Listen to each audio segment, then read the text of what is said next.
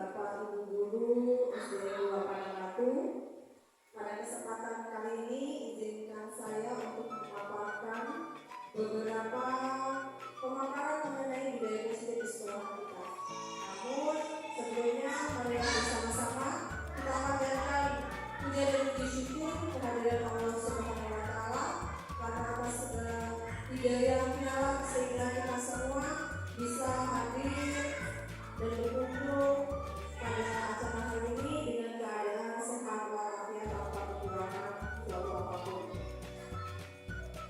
Bapak Ibu Guru yang saya hormati, sebelumnya izinkan saya memperkenalkan diri.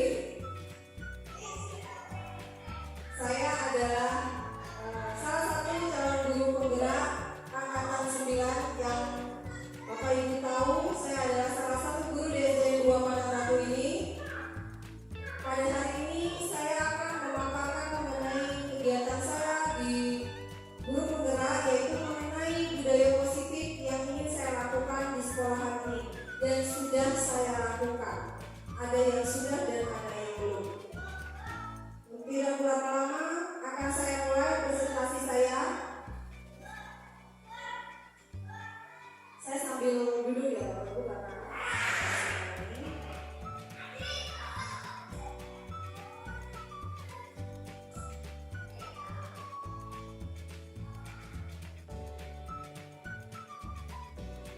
di sini saya akan memaparkan mengenai penyebaran pemahaman dalam menerapkan pengalaman budaya positif, baik yang sudah saya lakukan ataupun belum saya lakukan. Namun sebelumnya, izinkan saya untuk memberikan pertanyaan pemantik terlebih dahulu. Bapak Ibu, ini ada pertanyaan pemantik dari saya, yaitu yang pertama, bagaimana pendapat Bapak Ibu tentang hukuman dapat mendisiplinkan siswa? Pertanyaan yang kedua yaitu bagaimana hukuman positif dapat mendisiplinkan siswa? Dan selanjutnya, apakah penghargaan dapat meningkatkan motivasi belajar siswa? Saya ingin minta Bapak dan Ibu untuk berpendapat. Kira-kira dari pertanyaan pemantik ini mana saja yang Bapak kira-kira ingin memberikan pendapatnya? Saya mulai dari Pak Perkasa terlebih dahulu. Kalau menurut saya dari pemantik ini yang tadi saya itu punya beban kerja. Menurut saya kalau motivasi siswa dalam belajar itu tidak berikan penghargaan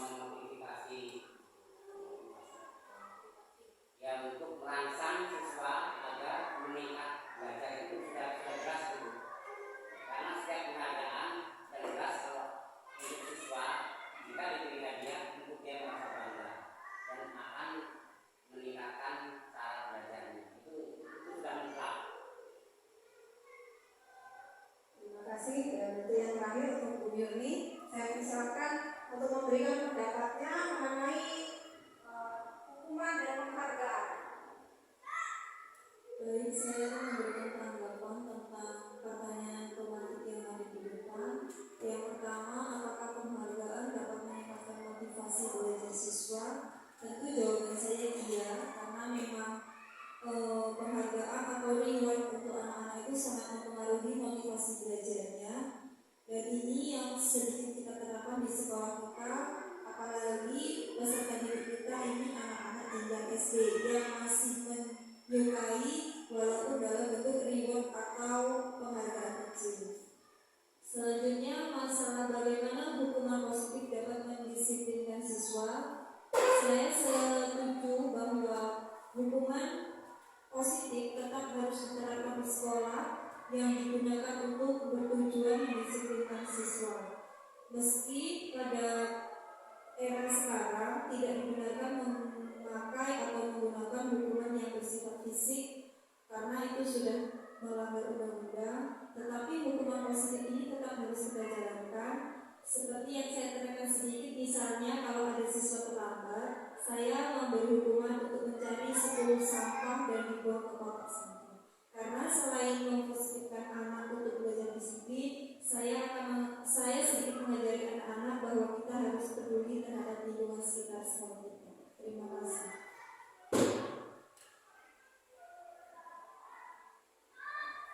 Terima kasih kepada Bapak Ibu hebat yang sudah memberikan pendapatnya mengenai bagaimana hukuman dan penghargaan itu bisa terjadi di sekolah kita.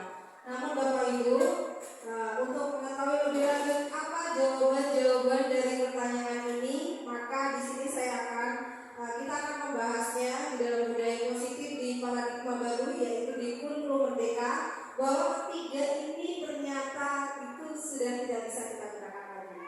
Seperti itu. Kenapa? Alasannya apa? Nanti kita akan mempelajari untuk lebih sedikit saja alasan sedikit saja biar kita itu tidak terlalu penasaran kenapa. Salah satunya memang saat ini Bapak Ibu tentu sudah melihat banyak sekali guru-guru yang sekarang bisa dipolisikan karena menegur anaknya. Ini kejadian yang terbaru adalah guru menyuruh anak muridnya untuk sholat, akhirnya sekarang ditangkap polisi dan didenda 50 juta. Itu dituntut oleh orang tuanya. Ada juga guru yang karena anaknya itu dapat terlambat langsung, ada yang matanya sama orang tuanya diketahui sampai buta. Nah, seperti itu. Dan untuk penghargaan, kenapa di kurikulum merdeka penghargaan itu sekarang tidak boleh diberikan lagi kepada anaknya, ya? Maksudnya di dalam pembelajaran, ya, bukan ketika mereka kegiatan di luar kayak prestasi, ya, seperti perlombaan. Tapi ketika di pembelajaran itu kenapa penghargaan tidak boleh? Karena apa? Di kurikulum merdeka ini kita harus menumbuhkan motivasi intrinsik, ya. Motivasi intrinsik itu adalah motivasi yang dari dalam dirinya sendiri, tidak dipengaruhi oleh apapun, baik itu baik hukuman positif maupun hukuman secara verbal, yang hukuman yang keras ataupun dari penghargaan. Jadi tidak boleh lagi begitu. Jadi di kurikulum merdeka ini kita menumbuhkan motivasi dari diri mereka sendiri, dari dalam mereka untuk melaksanakan pembelajaran itu sesuai dengan hati nuraninya, tanpa ada iming-iming apapun atau tanpa ketakutan apapun, seperti itu. Nah, untuk selanjutnya akan saya pelajari lagi mengenai budaya positif di sini, Bapak Ibu. Konsep inti budaya positif di sini di kurikulum merdeka ada namanya perubahan paradigma belajar yang kaitannya dengan disiplin positif, nilai-nilai kebajikan, posisi kontrol guru, ya. Di sini juga ada kebutuhan dasar manusia, motivasi perilaku manusia, posisi kontrol guru, dan keyakinan kelas. Yang terakhir adalah segitiga restitusi. Pembelajaran dengan paradigma baru. Pada kurikulum merdeka ini, pembelajaran dengan paradigma baru merupakan pembelajaran yang dirancang berdasarkan prinsip pembelajaran berdiferensiasi. Tentu Bapak Ibu sudah tidak asing lagi dengan kata berdiferensiasi, meskipun kita masih belum memahami. Termasuk saya sendiri aja terkadang masih belum bisa sepenuhnya gitu. Namun kita sama-sama belajar Bapak Ibu. Sehingga para peserta didik belajar sesuai dengan kebutuhannya, berdasarkan tahap perkembangan sesuai teori psikologi modern untuk mewujudkan profil pelajaran Pancasila. Jadi di kurikulum merdeka ini tujuannya adalah bagaimana kita itu dapat menjadikan siswa-siswi kita ini sesuai dengan profil pelajaran Pancasila.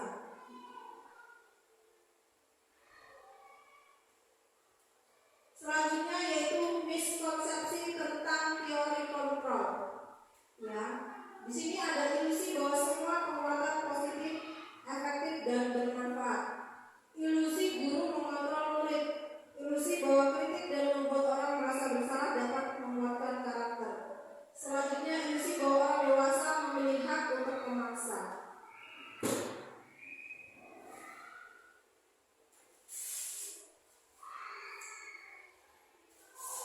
Bapak Ibu, di sini saya ada kertas.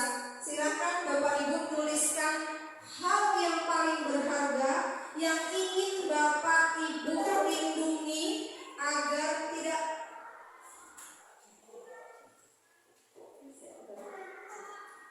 silakan hal berharga ini dengan sekuat tenaga Bapak Ibu bahkan yang mungkin ingin Bapak Ibu lindungi. Silakan dituliskan. Hal yang berharga, satu saja, boleh benda, boleh apapun ya, yang berharga bagi Bapak Ibu silakan ditulis di kertasnya. Ya silakan terserah. Apa yang paling berharga menurut Bapak Ibu, silakan tulis di kertas itu. Setelah itu Bapak genggam, Bapak Ibu ambil kertas itu. Ini maksudnya tertulis kepada anak atau? Terserah Kak, apa benda boleh yang menurut Bapak itu berharga dan ingin Bapak lindungi gitu. Ingin Bapak lindungi, apapun yang terjadi tidak akan Bapak lepaskan. Ayo, silakan ditulis. Semua berarti. Yang paling banyak. Yang paling Tidak tulis semuanya. nggak boleh, terserah. Hanya cuma satu. Satu aja boleh. Masnya mungkin di rumah yang punya emas. Boleh apapun ya. Terkadang kita ingin melindungi sedang sekali genggam. Yang Bapak Ibu tulis itu silakan genggam. Coba silakan digenggam. Sudah digenggam? Sudah digenggam. Nah, coba sekarang Bu Ulan. Coba Bu Ulan, bagaimana caranya mengambil kertas itu di tangannya Pak Nur Hasan? Bagaimana caranya? Bagaimana caranya itu juga apa yang ingin Ibu tawarkan dengan cara apa dengan segala macam? Enggak, silakan. Enggak. Ini. Ya, Pak Nur Hasan. Berarti kan biliknya Bu berarti tidak berharga kan? Iya, jadi bagaimana caranya Bu Ulan untuk melindungi milik Bu Ulan, tetapi Bu Ulan bagaimana caranya ingin mengambil punya Pak Nur Hasan. Tapi punya Pak Nur Hasan begitu juga. Bagaimana Pak Nur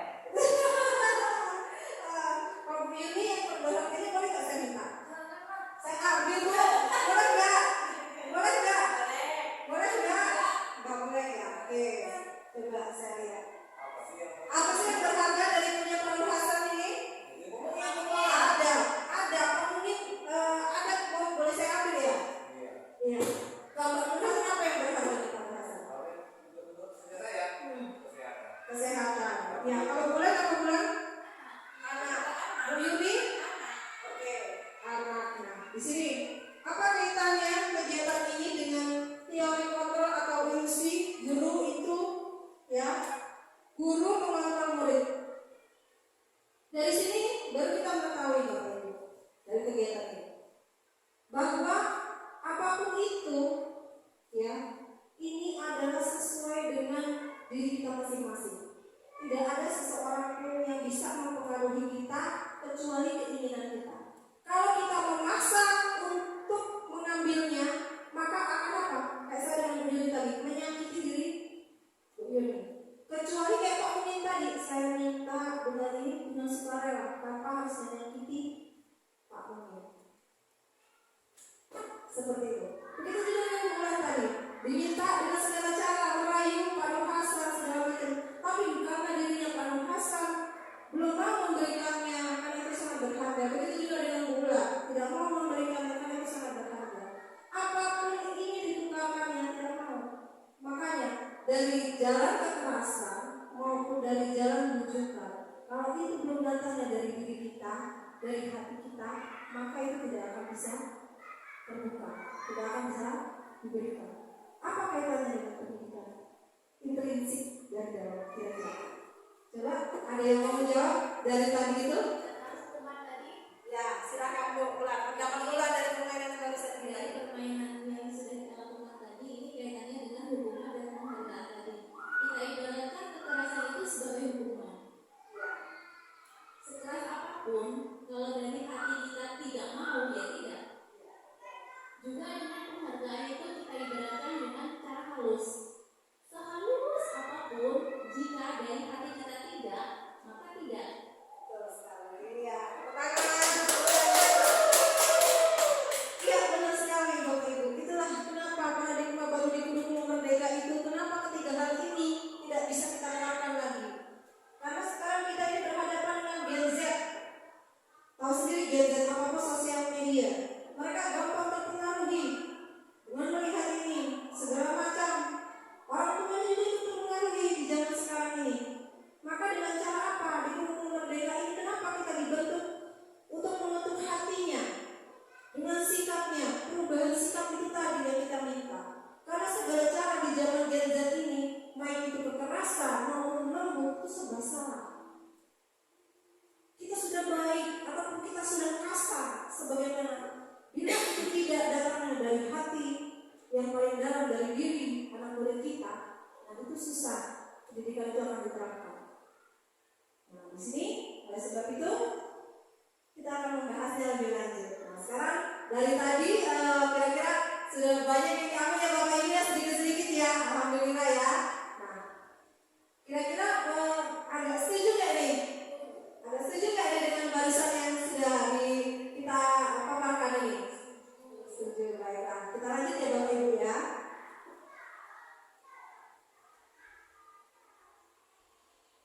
Di sini mengubah paradigma stimulus respon ke pendekatan teori kontrol. Ya Bapak Ibu, silakan dibaca. Di situ ada realitas kebutuhan kita sama, realitas kebutuhan kita itu berbeda. Terkadang kita tuh menganggap bahwa murid kita itu sama kebutuhannya, padahal setiap murid itu berbeda kebutuhannya. Karena apa? Dari latar belakang siswa itu sendiri saja sudah berbeda. Tentu saja dari segi penangkapan mereka tentang pembelajaran itu berbeda. Apa yang mempengaruhi? Banyak yang mempengaruhi latar belakangnya, baik dari segi orang tua, ekonomi, geografis, bahkan suku pun ibaratnya sudah membuat itu perbedaan. Ya, oleh sebab itu dari kontrol itu kita berbeda ya Bapak Ibu. Semua orang melihat hal yang sama, setiap orang memiliki gambaran yang berbeda. Di sini yaitu setiap orang itu tentu saja memiliki gambaran yang berbeda. Bahkan anak kandung aja bisa pandangannya berbeda-beda ya Bapak Ibu ya. Apalagi anak didik kita, tentu saja punya pandangan yang berbeda juga. Kita mencoba mengubah agar pandangan sama dengan kita. Kita berusaha memahami pandangan orang lain tentang dunia. Jadi di sini sebagai seorang guru kita tuh berusaha memahami pandangan anak-anak kita itu berbeda. Kita harus memahami seperti itu. Perilaku buruk dilihat sebagai suatu kesalahan.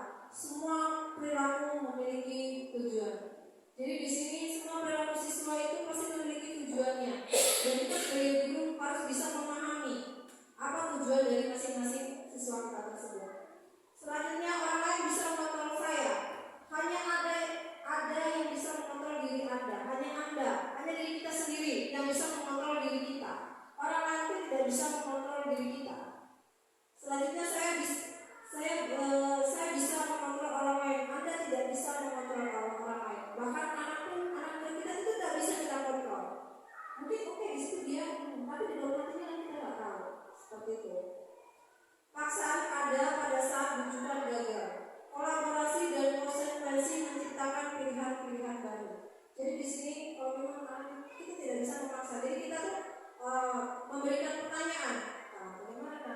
Jadi kita jangan kamu harus begini. Jadi kita itu berusaha apa yang kamu inginkan. Seperti itu loh. Pertanyaan bukan kita seperti mau ke anak itu seperti mengejar kamu harus begini, tapi kita memberikan apa namanya pilihan. Kamu mau apa? Kalau misalnya dia datang terlambat, kamu datang terlambat saatnya. Kamu maunya gimana? Seperti itu ya. Selanjutnya model berpikir menang atau kalah. Model berpikir menang. Jadi kita itu diharuskan untuk terus berupaya positif. Bahwa kita tuh pasti akan anak ini tidak ada dia itu salah dan benar. Anak ini benar, mungkin caranya aja, tapi dia itu tetap benar. Begitu walaupun dia melakukan kesalahan. Disiplin positif. Seperti Bapak tahu, disiplin positif itu berasal dari kata disiplinnya, yang artinya belajar. Disiplin. Yang artinya belajar. Disiplin mengacu pada disiplin dari yang memiliki tanggung jawab terhadap apa yang dilakukannya berdasarkan nilai-nilai yang diakui. Disiplin positif merupakan salah satu cara menerapkan disiplin yang bertujuan untuk menumbuhkan kesadaran serta memberdayakan peserta didik tanpa imbalan penghargaan, reward, ancaman atau hukuman. Bapak Ibu, sebagai pendidik, tujuan kita adalah menciptakan peserta didik yang memiliki disiplin diri sehingga mereka berperilaku mengacu kepada nilai-nilai kebajikan universal dan memiliki motivasi intrinsik atau dari dalam perubahan perilaku ke arah yang lebih baik. Nah, di sini ada nilai-nilai kebajikan. Nilai-nilai kebajikan itu sifatnya positif. Manusia merupakan tujuan mulia yang ingin dicapai setiap individu. Jadi nilai-nilai kebajikan yang sifatnya positif seperti rasa tanggung jawab, jujur, itu salah satu nilai kebajikan. Disiplin itu adalah salah satu nilai-nilai kebajikan yang ingin dimiliki oleh setiap manusia. Beberapa institusi atau organisasi pendidikan memiliki nilai-nilai kebajikan yang diyakini dan disepakati bersama. Salah satunya adalah nilai-nilai kebajikan yang ingin dicapai oleh setiap anak Indonesia yang kita kenal dengan profil pelajar Pancasila. Sehingga dapat disimpulkan bahwa sebagian institusi atau organisasi saling memiliki nilai-nilai kebajikan yang sama. Karena nilai-nilai tersebut bersifat universal dan lintas bahasa, suku bangsa, agama maupun latar belakang. Jadi nilai kebajikan dari profil pelajar Pancasila itu sudah disesuaikan sesuai dengan yang bersifat universal ya. Di situ sudah dirangkum baik dari bahasa, suku bangsa, agama maupun latar belakang yang ada di Indonesia ini. Maka jadilah profil pelajar Pancasila tersebut. Nilai-nilai kebajikan. Dengan mengaitkan nilai-nilai kebajikan yang diyakini seseorang, maka motivasi intrinsiknya akan terbangun. Kalau kita mengaitkan nilai-nilai kebajikan yang ada di dalam diri anak tersebut, nah maka itu akan menimbulkan motivasi dari diri anak untuk membangun rasa kesadaran dia untuk berbuat dari diri dalam, dari hatinya mereka sendiri, Bapak Ibu ya. Sehingga menggerakkan motivasi dari dalam dapat mencapai tujuan mulia yang diinginkan. Ini menurut Dan Gosser yang 1998. Nilai-nilai kebajikan yang ingin dicapai oleh setiap anak bangsa Indonesia kita kenal dengan profil pelajar Pancasila, yaitu apa Bapak Ibu? Ya, global, bergotong royong dan kreatif. Ya, itu Bapak Ibu ya. Kenapa profil pelajar Pancasila ini menjadi seperti moto dari mereka belajar ini, ya Bapak Ibu. Ini sudah dirangkum dari segala belakang suku agama yang ada di Indonesia, maka jadilah profil pelajar Pancasila ini. Nah, kebutuhan dasar. Kebutuhan dasar manusia itu adalah segala sesuatu yang kita lakukan untuk mendapatkan apa yang kita inginkan. Seluruh tindakan yang kita lakukan memiliki tujuan tertentu dan semua usaha terbaik yang kita lakukan adalah dalam rangka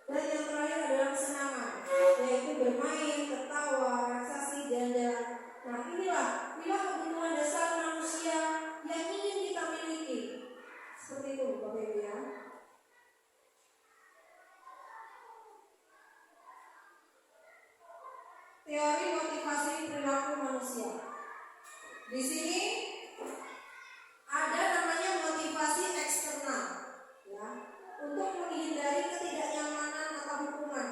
Apa yang akan terjadi apabila saya tidak melakukannya? Lalu ada namanya motivasi eksternal, ya, internal ini ya.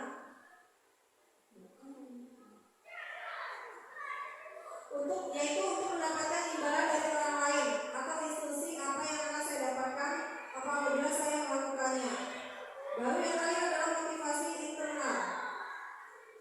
Untuk menghargai diri sendiri, saya akan menjadi orang yang seperti apa bila saya melakukannya. Ya.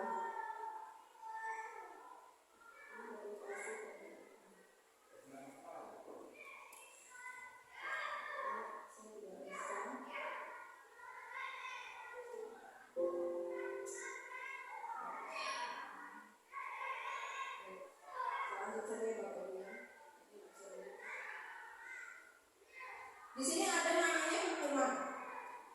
Tidak terencana, tiba-tiba. Murid tidak tahu apa yang akan terjadi jika dilibatkan. Bersifat satu arah. Jadi datangnya itu, hukuman itu datangnya hanya dari, kalau kita di sekolah datangnya hanya dari guru. Berupa hukuman fisik atau psikis, ya, atau itu ya. Hukuman itu. Contohnya seperti ini. Kamu datang terlambat, ayo lari keliling lapangan 10 kali. Nah itu seperti itu ya Bapak Ibu, salah satu contoh hukuman. Atau seperti ini, tidak mengerjakan tugas, silakan skor jam 5 kali. Nah, seperti itu. Ya. Dan psikis bisa jadi seperti ini Bapak Ibu, kalau hukuman psikis. Kenapa kamu tidak datang? Memang kamu mengatakan kata-kata yang kasar, seperti itu, botol, atau segala pemalas.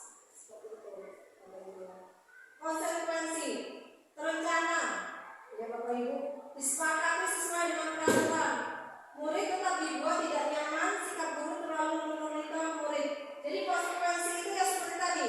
Kalau kamu tidak mengerjakan PR-nya, kamu harus misalnya mengekang kelas. Seperti itu konsekuensi, ya konsekuensi. Jadi dibuat memang berdasarkan konsekuensinya. Seperti itu. Kalau tidak ikut upacara besok, kalian harus menyapu halaman. Sepertinya terdengar tidak seperti hukuman fisik, namun itu adalah salah satu konsekuensi yang tidak bisa digunakan dalam pemerintahan. Seperti itu ya Bapak Ibu. Karena konsekuensi itu biasanya ada di dalam peraturan. Misalnya peraturan sekolah, tidak boleh memakai sepatu selain hitam. Nah, seperti itu. Kalau memakai sepatu berwarna hitam berarti kan dia ada konsekuensinya. Bisa saja dia dapat poin. Seperti itu ya Bapak Ibu ya. Dia dapat poin atau dia ada pengurangan. Ya, seperti itu. Selanjutnya restitusi. Nah, ini di sini restitusi. Di Tugu Merdeka itu kita diperkenalkan dengan restitusi Bapak Ibu ya. Proses menciptakan kondisi bagi murid untuk memperbaiki kesalahan. Selanjutnya proses kolaboratif yang mengajarkan murid untuk mencari solusinya sendiri. Jadi sebagai seorang guru di sini kita dituntut untuk bagaimana murid itu dapat memahami apa kesalahannya. Murid itu sadar akan kesalahannya dan bagaimana murid itu dapat memperbaiki kesalahannya dibantu kita yang memberikan solusi dengan cara kita memancing kesadaran dia bagaimana nih karena kamu sudah melakukan kesalahan, bagaimana nih solusinya yang dia sendiri yang menawarkan dan guru yang mengarahkan. Seperti itu Bapak Ibu ya. Di sini ada 5 posisi kontrol guru. Kira-kira ada namanya penghukum, pembuat merasa bersalah, lalu ada guru sebagai teman, ada pemantau dan manajer. Nah, kira-kira ini Pak Nur Hasan. Kamu dulu dari tadi Pak Nur Hasan. Dari 5 posisi kontrol guru ini, Pak mungkin sering sebagai apa nih Pak? Coba silakan. Sebagai manajer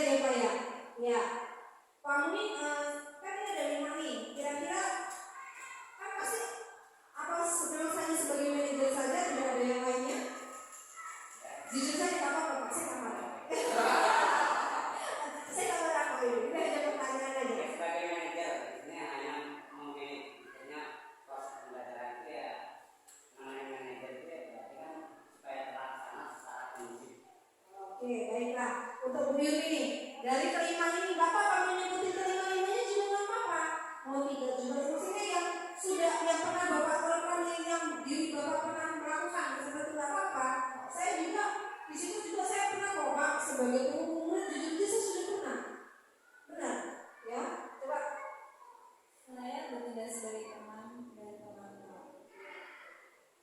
Terima kasih Bu Yuni. Selanjutnya bulan Pemantau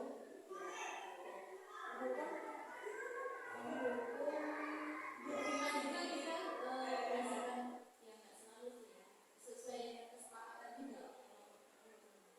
ya, terima kasih. Pak Mukasan. Saya lebih ininya teman manajer. Teman dan manajer. Iya Bapak Ibu ya. 5 posisi kontrol dulu saya juga ya Bapak Ibu. Saya ini pernah menjadi penghukum. Saya pernah menjadi penghukum ya. Kadang juga membuat rasa bersalah. Saya juga pernah menjadi teman. Saya juga menjadi pemantau ya dan manajer. Kelima ini sudah saya alami semua. Ketika saya refleksikan diri saya pikir-pikir, apalagi dulu saya pernah jadi guru olahraga dan guru pramuka dulu. Itu saya tuh benar-benar yang galaknya pol, benar-benar menghukum spontanitas.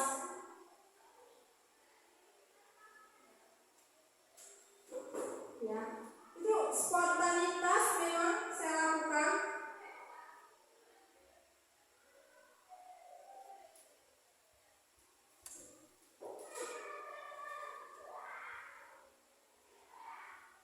Spontanitas saya lakukan. Penghukum.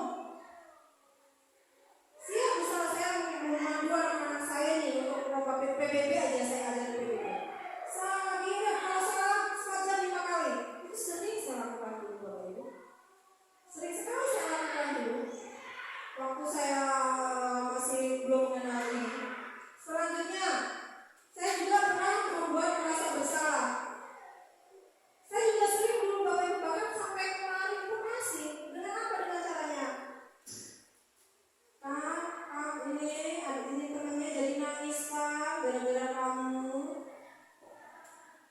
Seperti itu Pak, Bu ya. Kalimat seperti itu ya, itu membuat anak merasa bersalah kan gara-gara kamu kan jadi nangis temennya. Tanpa kita sadari itu adalah posisi kontrol guru membuat murid itu menjadi merasa bersalah. Selanjutnya teman, saya hampir setiap hari memang murid itu saya anggap menjadi teman saya. Gimana kabarnya hari ini anak? Misalnya juga saya gimana hari ini? Kemarin kan kayak apa nih lihat ya, asik bener loh, nggak sampai ngomong-ngomong Bu Marlina seperti itu. Itu bahasa kita sebagai teman.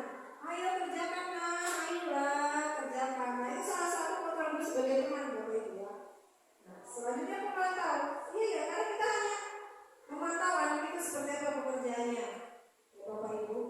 Dan manajer. Nah kalau posisi manajer ini Bapak Ibu yang paling kompleks dan lengkap.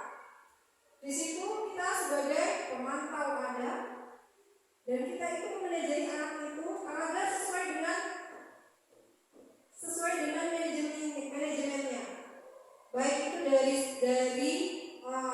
kita tidak terlalu dekat dengan dia, tidak terlalu jauh dengan dia juga. Di situ posisi kita memantau mereka, tapi memberikan solusi bila mereka ada melakukan suatu hal-hal yang kurang pas seperti itu ya.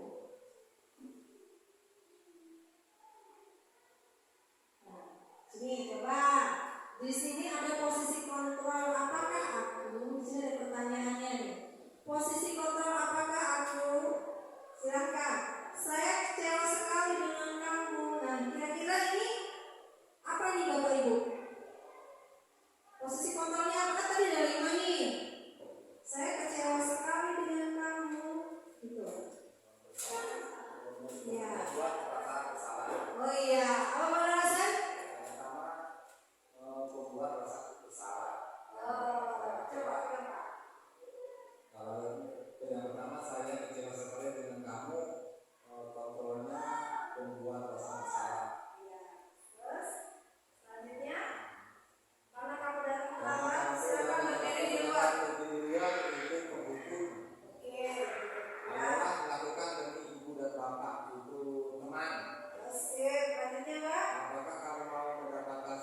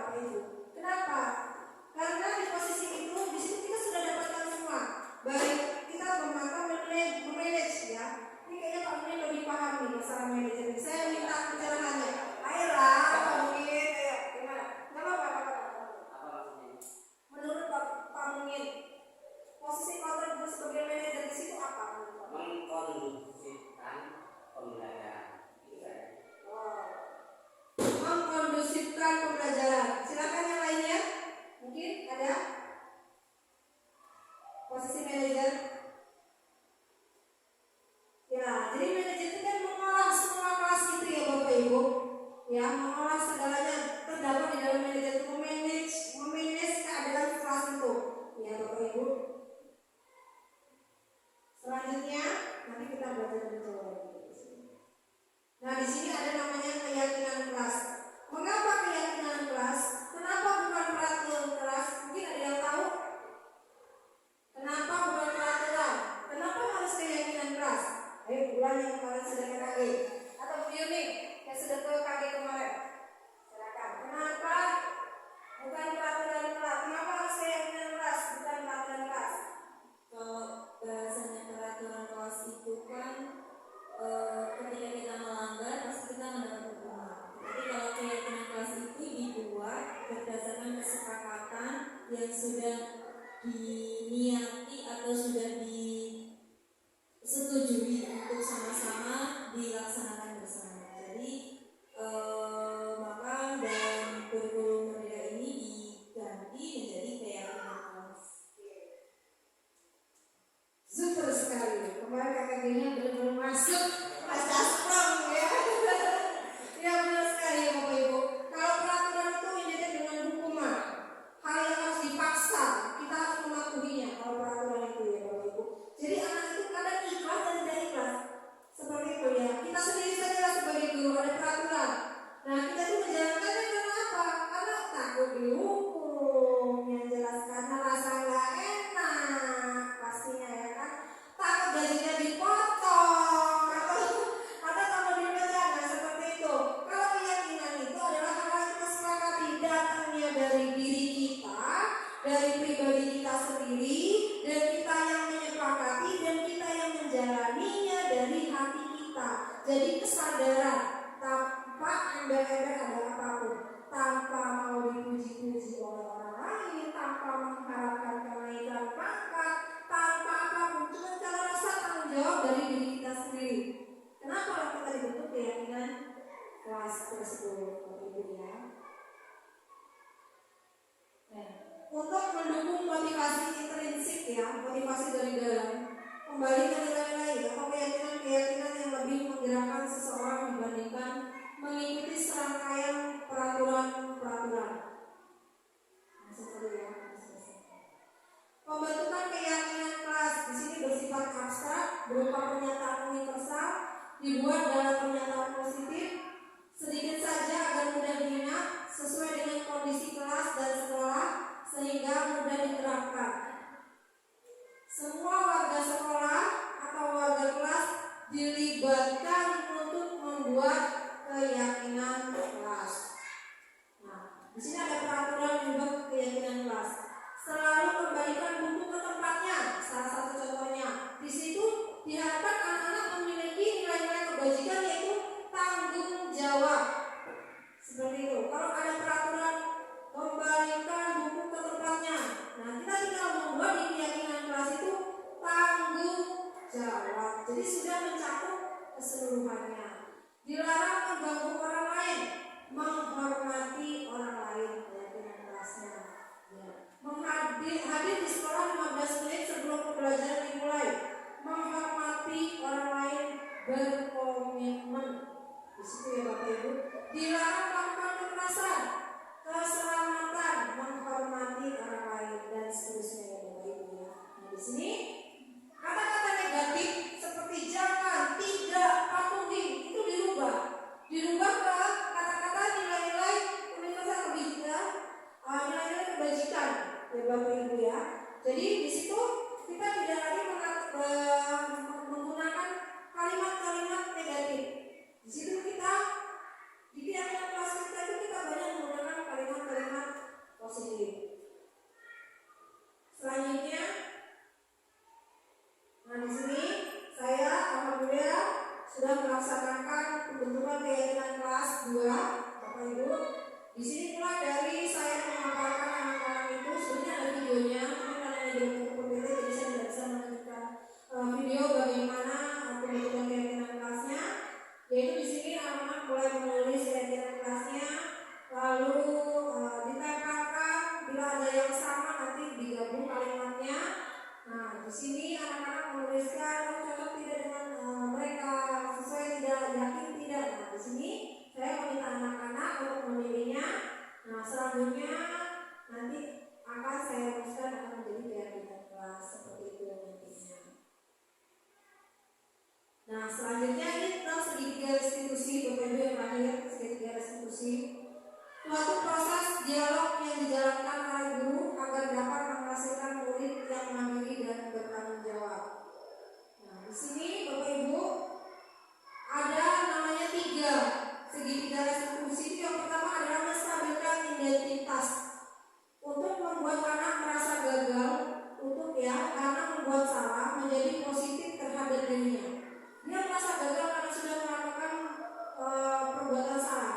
Namun kita sebagai guru di sini apa yang dilakukan kita olah menjadi kata-kata positif terhadap dirinya. Guru berkata, berbuat salah itu hal yang manusiawi. Jadi kalau anak membuat kesalahan, di situ kita berkata berbuat salah itu hal yang manusiawi. Tidak ada manusia yang sempurna. Bapak Ibu juga buat pernah berbuat salah, misalnya ya, kita pasti bisa menyelesaikan permasalahan ini. Nah, Bapak Ibu tidak tertarik untuk mencari tahu siapa yang benar, siapa yang salah. Bapak Ibu lebih tertarik untuk menyelesaikan masalah yang kalian hadapi. Selanjutnya yaitu validasi tindakan yang salah. Segitiga restitusi berikutnya yaitu mengenai validasi tindakan yang salah. Pada dasarnya setiap tindakan manusia tujuannya adalah memenuhi kebutuhan dasar. Apakah itu penguasaan, kebebasan, kasih sayang, dan rasa diterima atau kesenangan atau bertahan hidup. Di sini ada kalimat guru berkata, kamu bisa saja melakukan hal yang lebih buruk, tapi tidak melakukannya kan? Kamu pasti punya alasan mengapa melakukannya. Lalu apa yang penting bagi kamu dan selanjutnya. Nah, nanti kita praktekkan, sedikit kita praktekkan. Selanjutnya menanyakan keyakinan. Anak melihat kesalahannya dihubungkan dengan norma sosial dan nilai-nilai yang mendasari manusia, berinteraksi dengan orang lain. Di sini guru berkata, apa nilai yang kita percaya di kelas atau sekolah kita, yaitu keyakinan kelas yang sudah kita buat tadi dan kita sepakati Bapak Ibu. Sebelum kita kelas segitiga restitusi ini, kita harus sudah pernah membuat namanya keyakinan kelas untuk menguatkan segitiga restitusi yang kita buat ini. Seperti itu. Kelas yang ideal itu seperti apa? Kamu ingin jadi anak yang seperti apa? Apa yang kamu rasakan ketika kamu melakukan itu? Kamu menjadi orang yang seperti apa? Nah, seperti itu ya kalimat-kalimat untuk menanyakan keyakinan kelas. Nah, di sini saya sudah pernah mencoba menerapkan segitiga restitusi, yaitu dengan anak kelas 4 ya Bapak Ibu. Ini namanya Sultan. Nah, dengan Sultan dan dengan Ira. Nah, di sini waktu itu kejadiannya si Sultan ini bajunya dikeluarin. Saya lihat bajunya dikeluarin Bapak Ibu ya. Jadi si Sultan ini bajunya dikeluarin, lalu saya juga menerapkan segitiga restitusi, ada videonya juga. Memang itu tidak saya buat-buat, memang asli, memang saya yang menerapkan bagaimana ya waktu ini, bagaimana cara penerapannya. Anak ini bajunya dikeluarin. Saya tanyakan, Sultan si Ibu, kamu tahu nggak kenapa Sultan Ibu panggil? Nggak tahu Bu, itu jawaban anak-anak itu. Nah, dalam saya memanggil Sultan ini Bapak Ibu itu namanya validasi. Nih, menstabilkan identitas. Sultan tahu nggak kenapa Ibu panggil? Nggak tahu Bu. Sultan nggak tahu kenapa Ibu panggil, ini menstabilkan identitas ya. Sultan tahu kenapa Ibu panggil? Tidak tahu Bu. Sultan, Ibu lihat bajunya hari ini dikeluarkan. Oh iya, nah, menurut Sultan itu perbuatan yang salah atau benar?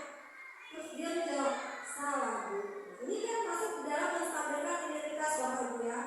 Nah, di sini saya menanyakan, Sultan tahu tidak tentang hari ini bajunya dikeluarkan itu benar atau salah? Salah Bu. Sultan Ibu tahu. Namanya manusia itu pernah melakukan kesalahan. Bahkan ibu sebagai guru pun melakukan kesalahan. Namun sebagai manusia kita harus mau memperbaiki kesalahan kita. Ya, bagaimana sekarang kamu mau memperbaiki kesalahan kamu? Mau Bu. Ini salah satu menstabilkan identitas Bapak Ibu. Selanjutnya